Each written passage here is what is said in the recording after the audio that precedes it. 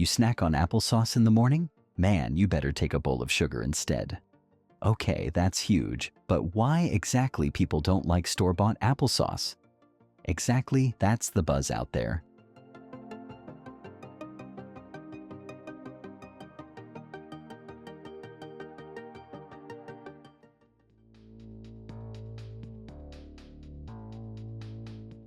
To find out if store-bought applesauce is packed with lots of preservatives and sugar, we're heading to the factory because we deserve the truth and a healthier bite.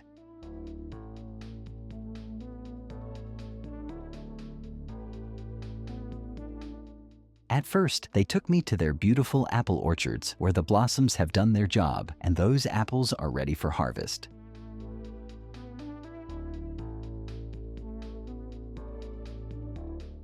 This usually happens in late summer or early fall.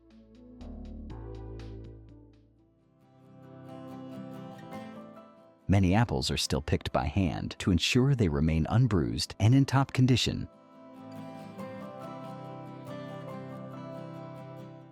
No shortcuts here. When it's harvest time, skilled hands pick each apple. Why?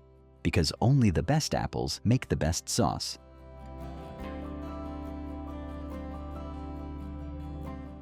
So, still you think that applesauce is really just leftover apples? Way far from it. Well, there are so many wonderful technologies that can make sure of the bruise-free harvesting, but why risk the flavors, especially when people have become so conscious about their food?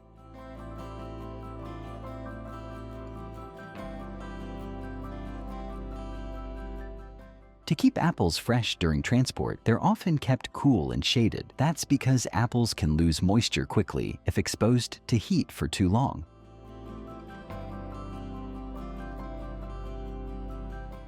That entire journey is often temperature controlled to maintain the crispness and freshness of the apples.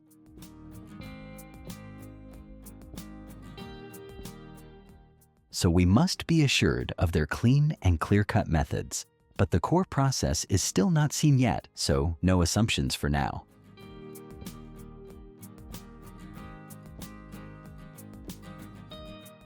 Once the apples arrive at the factory, they'll go through a thorough washing process.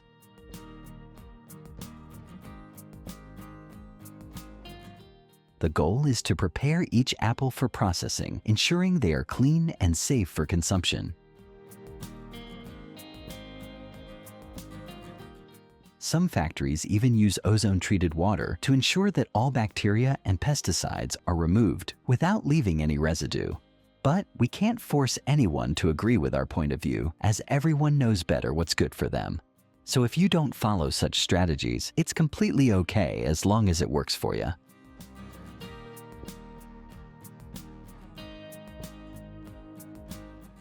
Is applesauce really just a byproduct of unwanted apples?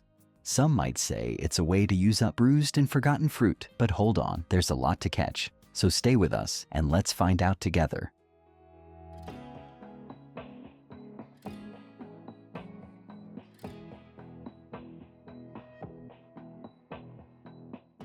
In this separate dedicated area, far away from the mess of washing, the apples go through a decoring technique. This step removes the inedible center and seeds for safe and smooth processing.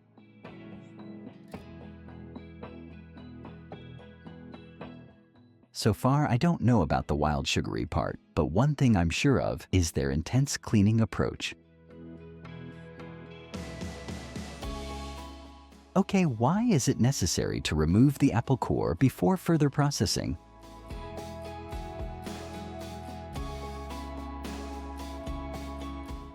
Actually, apple seeds release a little harmful compound when chewed, but that's in an extremely bulking case.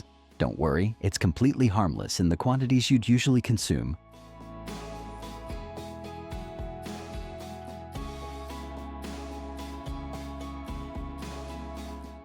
In this extensive production process, apple peels are repurposed as animal feed.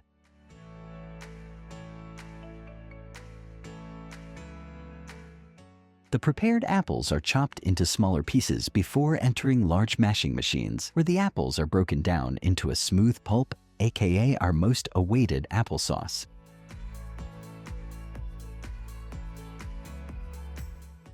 and the transformation is only halfway there. Finally, it's time for packaging. The applesauce is transferred into sterilized containers. Most of it goes into single-serve dip packs, perfect for snacking on the go. The rest would be poured into glass bottles, sealed tight to lock in freshness.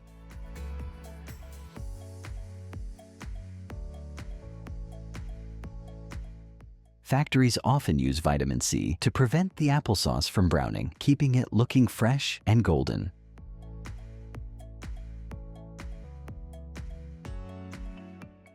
And vitamin C is literally good for our bodies, so either way, it's a win-win.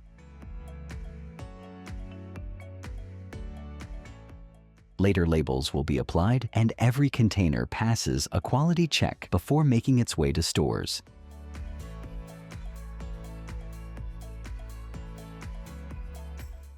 You know how important those bees are when it comes to fruit ripening? Bees are responsible for pollinating about 1/3 of the food we eat. Without them, there would be no apples and no applesauce. Simple.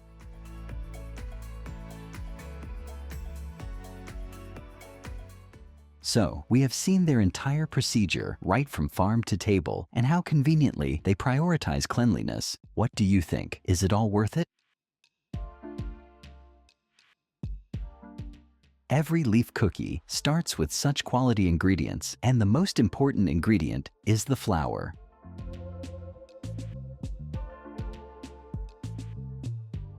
The US, Canada, and parts of Europe are major producers of soft wheat, and these people work closely with millers to ensure consistency.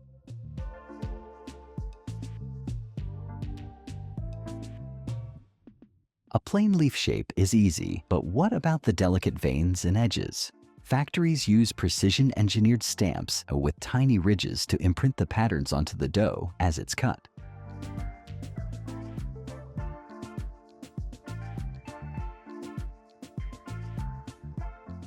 To prevent sticking, the rollers are coated with non-stick materials or chilled slightly to keep the dough firm.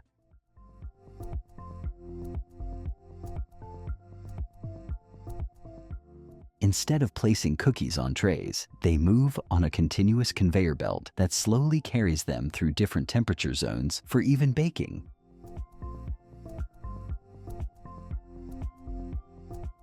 The biggest challenge for factories isn't baking.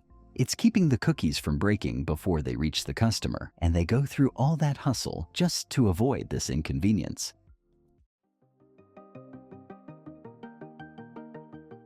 Tucked away in the middle of America's candy aisle, there's a bar that's impossible to miss. Yes, it's the Butterfinger. Come with me. I'll show you how it's made in factories at such a massive scale you might have ever seen before.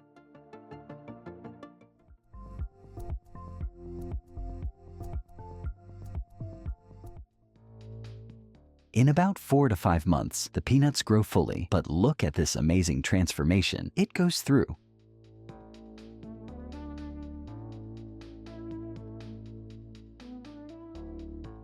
Farms located in Georgia, Texas, and the United States are known as peanut belts because of the sandy soil and sunny climate. They help create the perfect environment for these legumes to thrive.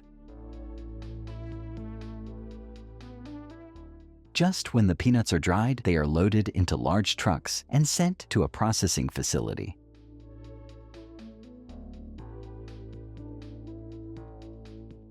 But not all peanuts make the cut. To ensure Butterfingers have the best taste and texture, only the highest grade peanuts are used. So the respective people working there inspect the nuts for any imperfections, sorting out the broken or blemished ones.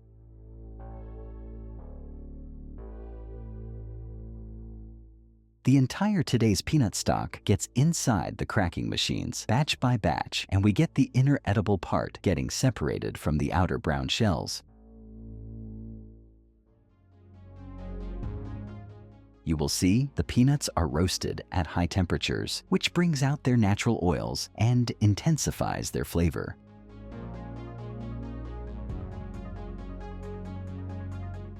Also, it helps in removing the red-colored papery thin skin from the peanuts, which will later be blown away via blowers. And only the skin-colored peanuts will be left behind.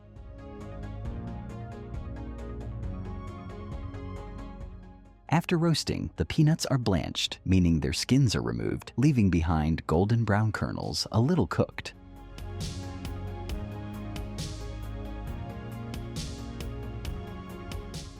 These kernels are then ground into a smooth, creamy peanut butter. And let me remind you, a little blanching technique helped here.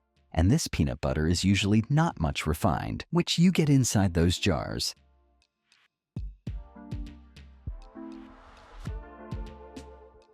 In order to make that crunchy candy, they need to collect the sugar beets so they will get the ultimate sweetener.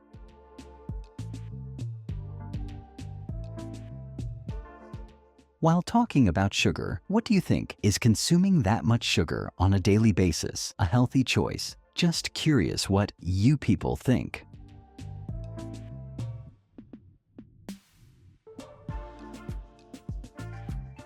Butterfingers wouldn't be the same without their sugary layers. By the time they process and transform that sugar juice into the white sugar crystals, it'll be immediately sifted and loaded to send to the Butterfingers factory.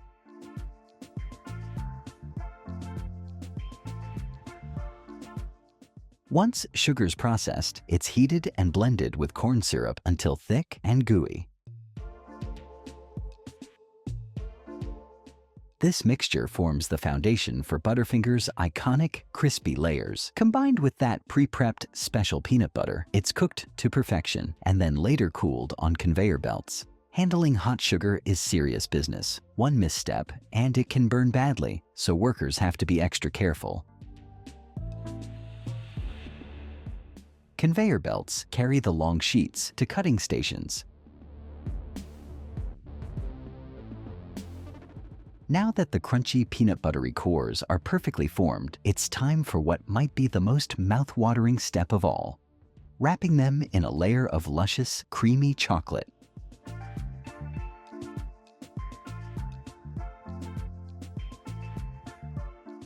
Let's get to the coating station, where the candy cores take a quick ride on a conveyor belt, and they pass under, literally, a cascade of melted chocolate in what's known as an enrobing machine.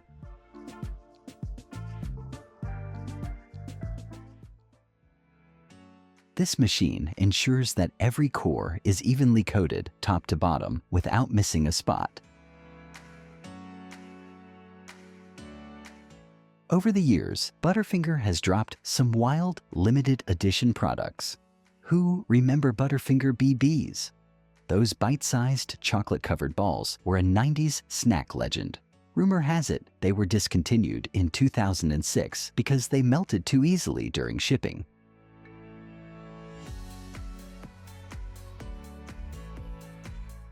The robotic pizza sauce dispenser is a game changer for mass pizza production because, as you can see, it brings precision, speed, and consistency to an otherwise messy and time-consuming task. Oh, come on, you have to agree, or else you haven't seen the behind-the-scenes of how your pizzas are made in restaurants. This automation is invaluable for large-scale production. It dramatically speeds up the process, allowing hundreds or even thousands of pizzas to be topped per hour. These high-tech setups of ice cream production are designed not just for efficiency, but to craft the creamy delight that millions love. Yep, you and I are involved. What's incredible is how these factories easily cater to endless flavors and forms. Even special add-ons drop the mix-ins right where they belong without missing a beat.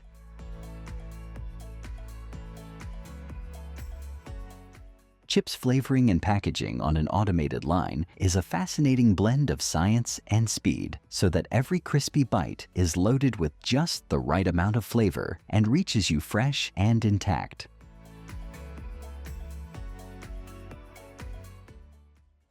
Once the chips are fried to golden perfection, they travel on conveyor belts to the flavoring drum.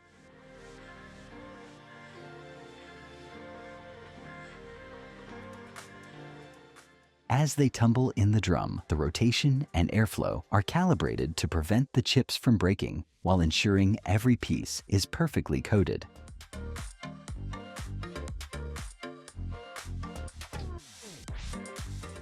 Let's break down the amazing journey of this delicious Korean snack step by step, and it'll be both fun and easy to follow.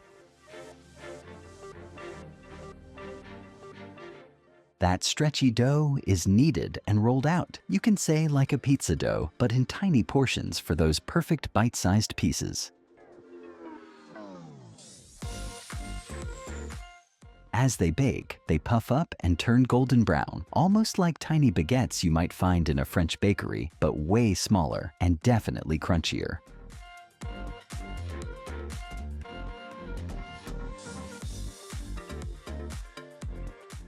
And don't even get me started on how addictive these snacks are. 1 minute, you're opening a bag for a quick snack, and the next thing you know, it's almost gone.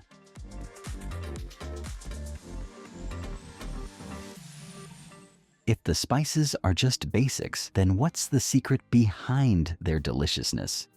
Perhaps it's all about the balance.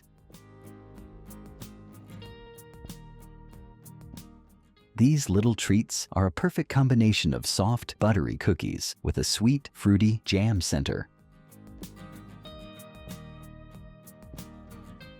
You know the kind, crispy on the edges, tender in the middle, and that burst of fruitiness in every bite. And that jam is usually made from a blend of fruits like strawberries, raspberries, or apricots, or sometimes even a blend of all of them.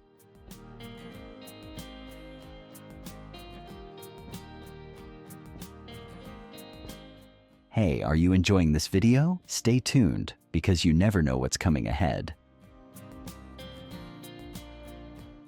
But yeah, I can assure you, it's gonna be wonderful moments of entertainment. So don't forget to support us with your love, as you always have been doing, and I am so grateful for that.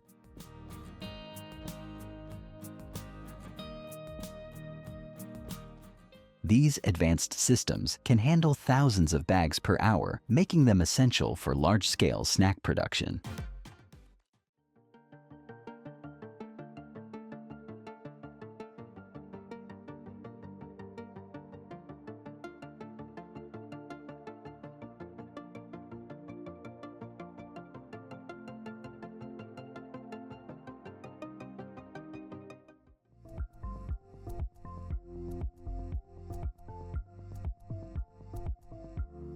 We all recognize spam these days. Whether people love it, hate it, or just find it fascinating, there's no denying its impact. But why did it come to exist in the first place? To understand that, we have to go back to the 1930s, when there wasn't concept of food preservation.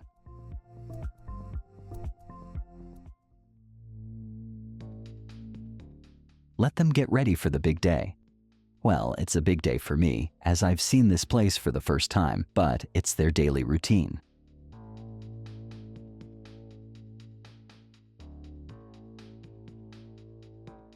So back in the 1930s, refrigerators weren't as common in households, and fresh meat was expensive, often spoiling before people could cook it.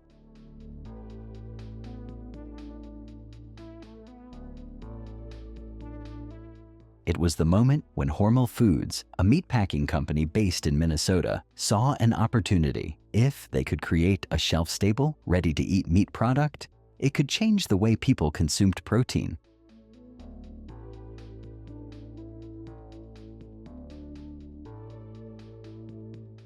At the time, pork shoulder was an underused cut of meat, often overlooked in favor of more popular parts of the pig.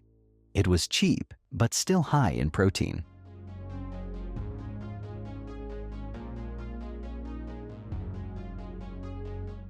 If it could be preserved in a way that kept it flavorful and safe to eat for months, it could become a reliable food source.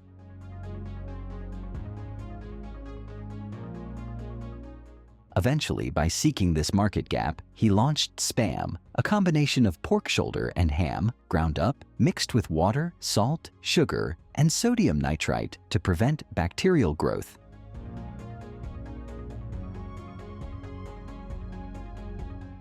The name Spam itself is a mystery. Some say it stands for spiced ham, while others believe it was just a catchy brand name picked in a contest.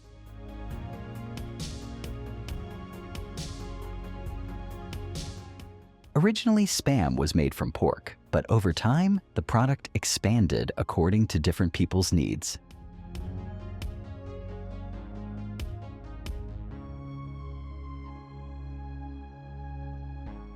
In different parts of the world, you'll find variations made with chicken, turkey, and beef. And in Muslim-majority countries, where pork is not consumed, Spam is entirely beef-based.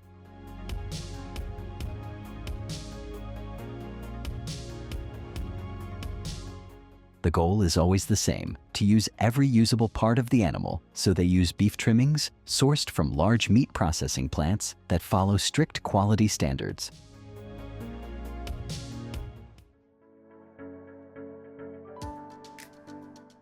Once the meat is ground to the perfect consistency, it moves on to the mixing stage, where it will be blended with water, salt, and other key ingredients.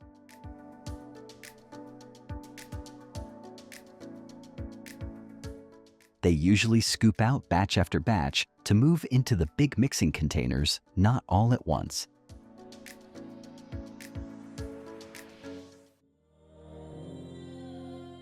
Now that the meat is ground to the right consistency, it's time to turn it into what we came for, the perfect Spam.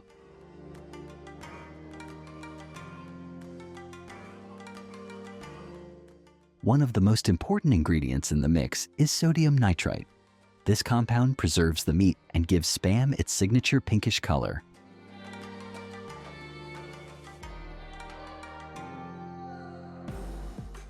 At this point, if the product is meant to have a slightly different taste or texture, small amounts of pork or chicken might be blended in.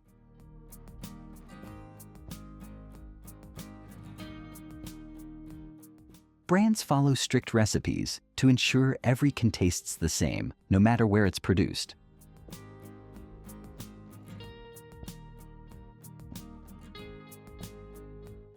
The goal is to give the canned Spam a smooth, uniform texture. It's not quite liquid, but it's soft enough to be pumped through machines.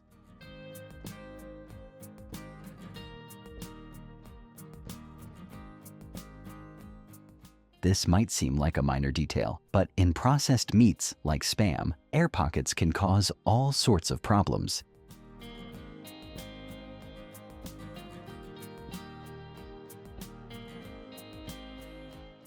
If too much air is trapped in the mixture, the final product can have an uneven texture, making it less firm and smooth.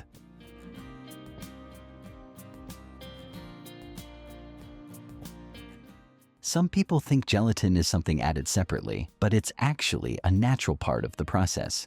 It plays a role in keeping the meat tender and preventing it from drying out. Once the can is sealed and cooked, this liquid turns into a light gelatin.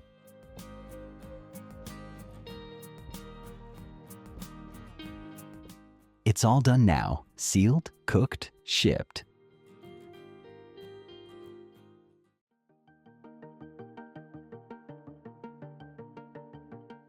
You never ever thought that how on earth does that tough bark become this soft and paper-thin tissue? Dude, this video is full of surprises then.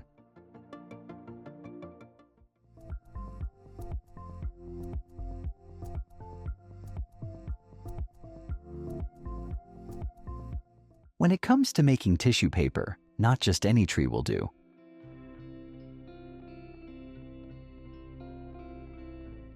For good quality tissue papers, they need to rely on softwood and a little hardwood trees, but majorly eucalyptus, pine, and spruce, because it's all about the fibers.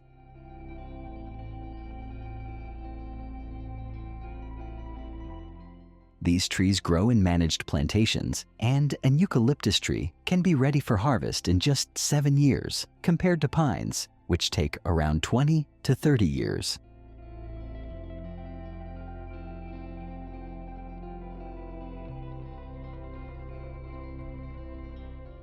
These machines can grab, cut, and stack a tree in seconds, making the process incredibly fast.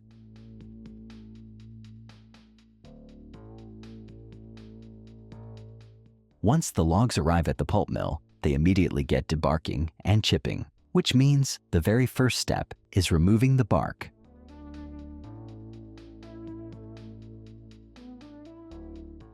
These machines reduce entire logs into tiny uniform wood chips in seconds.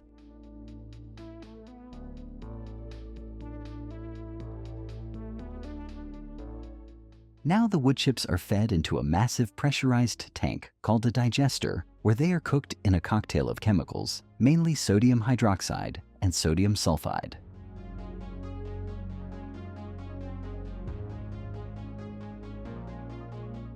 This mix is known as the craft process, and its job is to dissolve lignin, the natural glue that holds wood fibers together.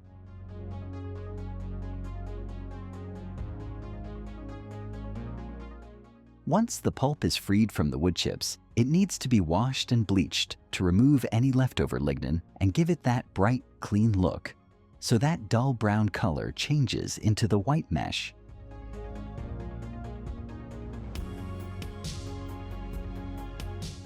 What's actually happening inside?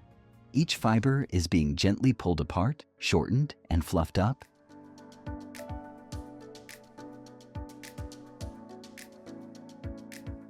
Before this soupy, fiber-rich mixture can become the soft tissue we use every day, it needs to go through an in-depth transformation.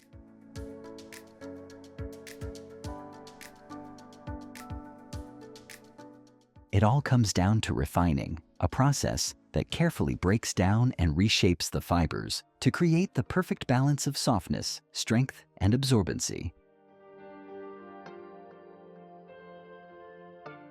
This makes the tissue feel softer, more flexible, and, just as importantly, more absorbent.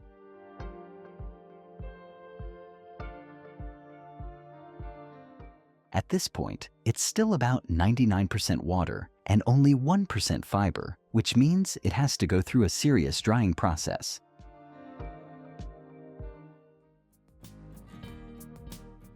As the pulp spreads out on the mesh, water immediately starts draining through the tiny holes, leaving behind a thin, even layer of wet fibers.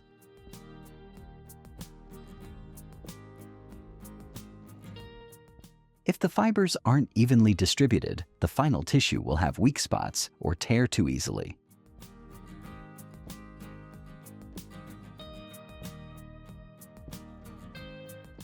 This is where the last bits of moisture rapidly evaporate, taking the tissue from a wet, flimsy sheet to a dry, structured one.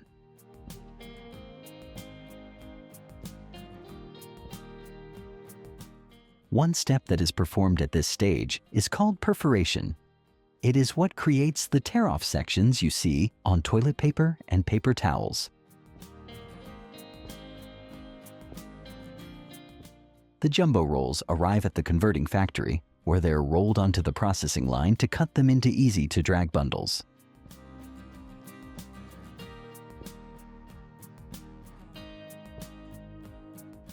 These tissue rolls also pass through a set of engraved metal rollers, which press a pattern into the layers.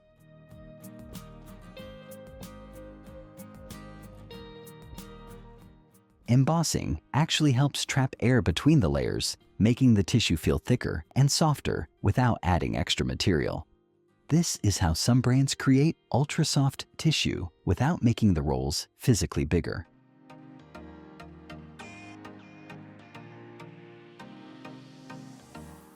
Here, they get ready for the factory packaging, and these bundles will be transformed into stacked bundles that are actually pretty practical for monthly usage.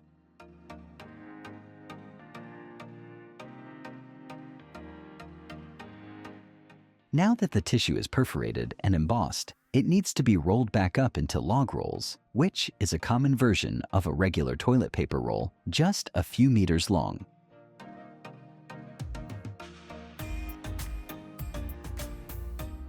The rewinding machine tightly winds the tissue sheets around a cardboard core. This core is what gives the roll structure and keeps it from collapsing when used.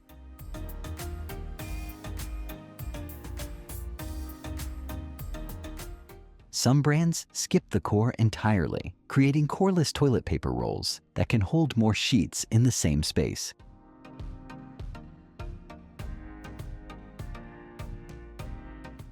These are common in commercial and eco-friendly products, reducing waste from empty cardboard tubes.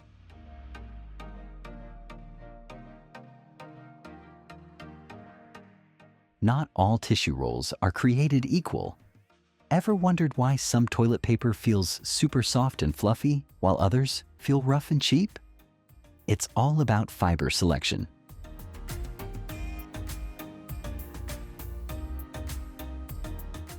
Premium toilet paper uses longer, higher quality fibers, often from eucalyptus trees, because their fibers are naturally soft and strong.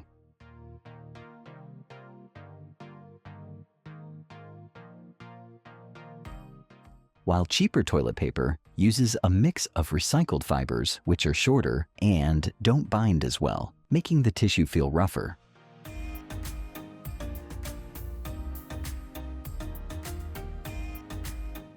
Unlike tissue rolls, which are tightly wound and perforated, tissue sheets go through a different process to become facial tissues, napkins, or handkerchiefs.